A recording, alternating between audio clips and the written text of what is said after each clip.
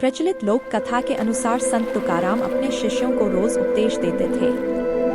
शिष्यों के साथ ही आसपास के गांवों के लोग भी उनके घर प्रवचन सुनने आते थे।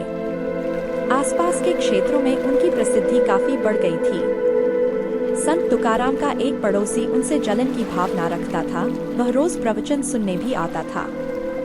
पड़ोसी संत तुकाराम को नीचा दिखाने का मौका खोजता रहता था।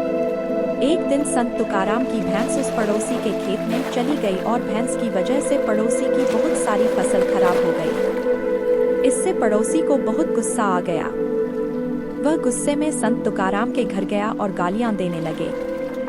जब तुकाराम ने गालियों का जवाब नहीं दिया तो उसे और ज्यादा गुस्सा आया। पड़ोसी ने एक डंडा उठाया और संत की पिटाई कर दी। इतना होने के बाद भी तुकाराम चुप रहे। अंत में पड़ोसी थककर अपने घर चला गया। अगले दिन जब तुकाराम प्रवचन दे रहे थे तब वह पड़ोसी नहीं आया। वे तुरंत ही उसके घर गए और भैंस की वजह से हुए नुकसान की माफी मांगने लगे और प्रवचन में आमंत्रित करने लगे। तुकाराम की सहनशीलता और ऐसा स्वरूप देखकर वह पड़ोसी उनके पैरों में गिर पड़ा और क्षमा मांगने लगा। तुकाराम ने पड़ोसी को उठाया और गले लगा लिया। पड़ोसी को समझ आ गया कि संत तुकाराम उनके ज्ञान और व्यवहार की वजह से महान है। क्रोध का जवाब क्रोध से देने पर हमारे रिश्ते और ज्यादा बिगड़ जाते हैं। अगर कोई व्यक्ति क्रोधित है तो हमें शांति से काम लेना चाहिए।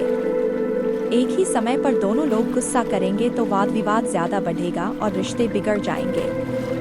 इसीलिए गुस्से का जवाब गुस्से से न दें।